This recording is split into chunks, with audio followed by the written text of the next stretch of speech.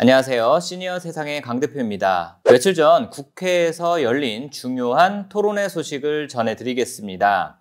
주제는 바로 요양보호사 표준임금 법제화 도입인데요. 그간 처우 개선이라는 말은 많이 나왔지만 표준임금 법제화 도입이 필요하다라는 명확한 주제를 가지고 국회 토론회를 가진 것은 제가 유튜브 채널을 시작하고 처음 보는 것 같은데요. 우리 돌봄 현장이 앞으로 가면 갈수록 보통 문제가 아닐 겁니다. 이런 상황에서 요양보호사 처우 개선이 없다면 앞으로 정말 답이 없는 거죠. 억지로 일을 하라고 떠밀 수도 없는 것이고요. 이대로 가다간 돌봄 시스템 자체가 무너질 수 있다는 그런 우려가 제기되고 있기도 합니다. 이런 현 상황을 인지한 것인지 요양보호사 처우 개선을 위해 무엇이 시급한지 논의하는 자리가 마련이 된 것인데요. 제가 기사 내용을 쭉 살펴보니까 생각보다 실질적인 문제점들을 많이 지적하고 정말 요양보호사 임금 처우에 대한 어느 정도의 가이드라인이 나온 것 같아서요. 오늘 이 내용을 꼭 알려드려야겠다라는 생각을 했습니다. 기사 내용이 꽤 기니까 제가 혹시 이 내용이 자세히 궁금하신 분들을 위해서 본 영상 고정 댓글에 링크를 달아두겠습니다.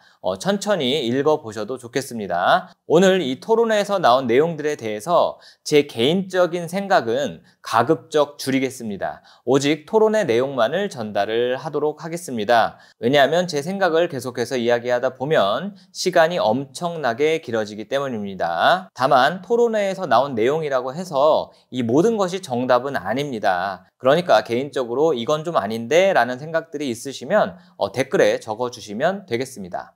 자, 시작할게요. 자, 첫 번째로 이원화된 노동시장 구조의 문제를 짚었습니다.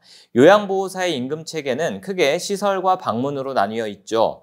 여기에서 시설이란 요양원과 주간보호센터 등을 말하는 것이고요. 방문은 방문 요양보호사를 말하는 겁니다. 시설에서 일하는 분들은 정규직 비율이 높고 근로시간이 길지만 방문 요양은 대부분이 단시간이고 비정규직 구조입니다. 그 결과 임금 차이가 2배 가까이 벌어지고 있으며 방문 요양보호사는 경력이나 자격과 관계없이 오직 일한 시간만큼만 임금을 받는 구조다라고 말했습니다. 즉, 경력이 쌓여도 제대로 인정받을 수 없는 구조적 문제가 드러났다. 방문 요양보호사 임금 체계의 문제에 대해 지적이 나온 거죠. 자, 두 번째로는요. 수가상 인건비와 실제 임금의 격차에 대해서 지적이 나왔습니다. 이 내용은 제가 자주 말씀드려온 장기요양 종사자 인건비 지출 비율이라는 규칙을 기관들이 잘 이행하지 않는 곳들도 있다라는 것을 말하는 건데요. 이 인건비 지출 비율이라는 것은 건보공단이 기관 측으로 매달 지급해주는 장기요양 수가 또는 요양급여에 인건비를 반영하고 있다는 의미가 되는데요.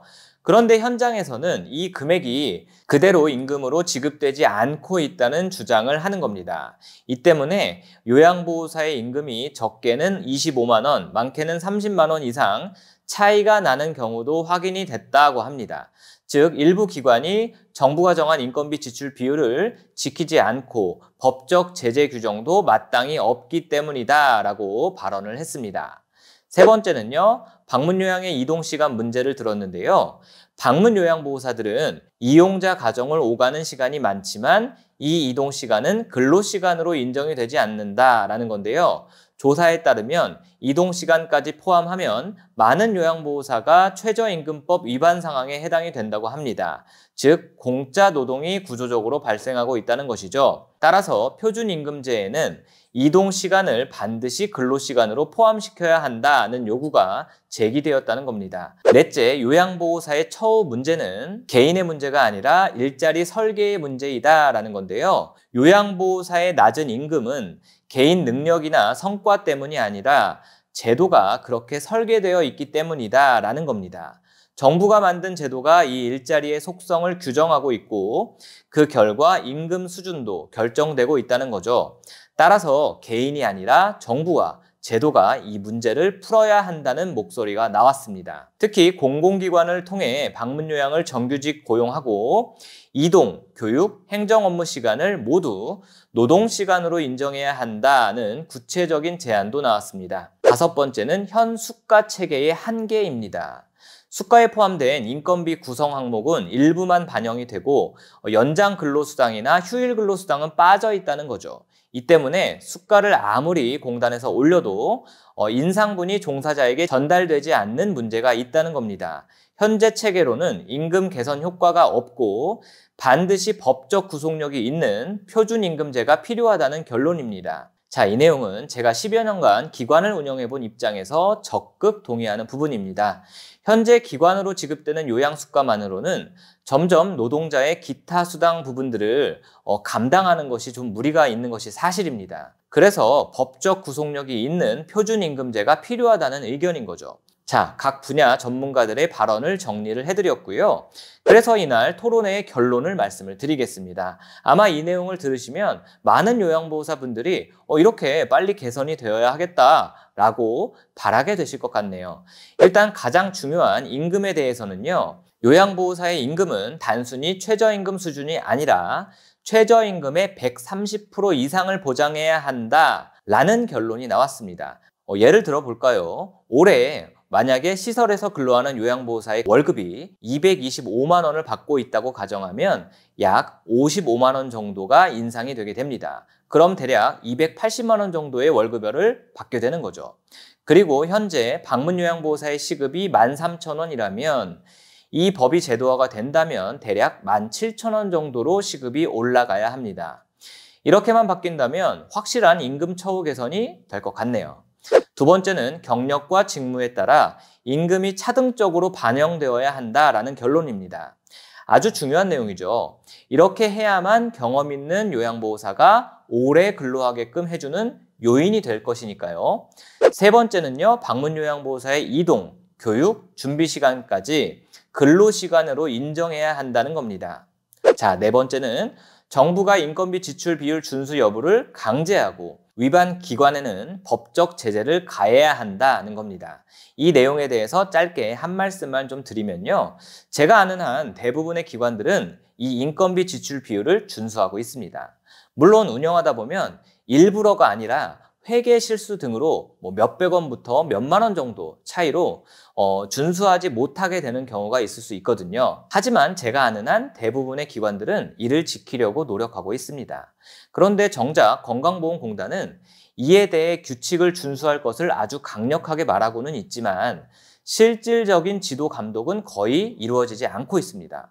법적 제재를 당연히 가해야 한다고 생각을 하고 이를 위해서는 기관만 탓할 것이 아니라 공단에서도 더 적극적으로 활동을 해주어야 합니다. 그래야만 이런 문제가 완전히 사라지게 될 겁니다. 제 경험상 현실적인 내용을 말씀을 드리는 거니까요. 참고하시고요. 이렇게 해서 결론적으로 요양보호사 임금에 대한 처우 개선은 표준임금제를 법으로 정해서 최소한의 기준을 따로 마련해야 한다는 것이 이번 토론회의 최종 결론이 되겠습니다. 자, 그런데 문제는 정부의 입장이 가장 중요합니다. 이렇게 표준임금제 도입에 대한 칼자루는 결국 정부가 쥐고 있으니까요. 이번 토론회에서 정부의 입장도 나왔는데요. 간략히 요약해드리면 요양보호사 임금이 낮은 점은 인지하고 있고 처우 개선도 노력 중이다. 그러나 표준임금제를 도입해 임금을 크게 올리게 되면 보험료 인상이 불가피하다. 장교양보험은 전 국민을 대상으로 하는 사회보험이므로 국민적 동의 없이 정부가 일방적으로 결정할 수 없다. 결국 사회적 합의가 필요하다. 이런 내용입니다. 그런데 이 내용 제 영상을 꾸준히 보아온 분들은 아실 텐데요. 제가 항상 이야기하는 부분입니다. 결국 요양보호사 임금을 대폭 높이고 개선하기 위해서는 보험료 인상이 불가피하다는 거죠. 그렇다는 것은 결국 국민들이 이 문제에 대해 필요성을 느끼고 동의하는 분위기가 조성돼야 하는 겁니다. 사실 쉽지 않은 문제이긴 합니다. 결국 증세로 이어지는 문제이고 이는 정부와 정치인들의 표와 직결되기 때문이죠. 이렇게 쉽지 않은 문제이긴 하지만 현장에서 오랜 시간 일해온 사람으로서 요양보호사 그리고 사회복지사까지 이 임금에 대한 처우 개선은 반드시 이루어져야 할 문제라고 생각합니다. 이번 토론회에서 그래도 성과라고 한다면 명확한 가이드라인까지 나와주었다는 거, 그 정도만으로도 생각보다 큰 성과가 아닌가 그렇게 생각을 합니다. 앞으로 이 내용이 이번 정부에서 얼마나 반영이 될지 한번 지켜보겠습니다. 오늘 영상 좋으셨다면 좋아요 한번 부탁을 드립니다. 그래야만 더 많은 분들이 이 영상을 시청하고 전달이 되겠죠. 그럼 더 좋은 영상으로 또 찾아뵙겠습니다. 시청해 주셔서 감사합니다.